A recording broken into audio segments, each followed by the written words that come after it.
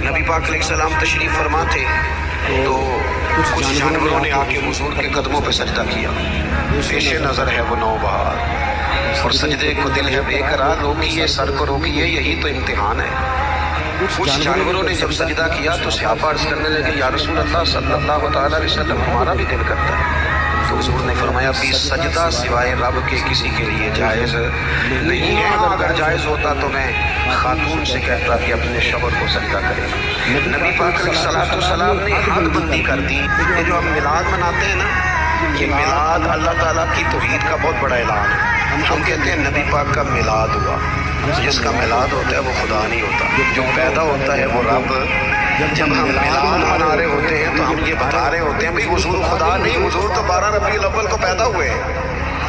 تو جو پیدا ہو رب پیدا، اللہ تبارک و تعالیٰ پیدا نہیں ہوتا. مالک تو ازلی ابدی شان رکھتا.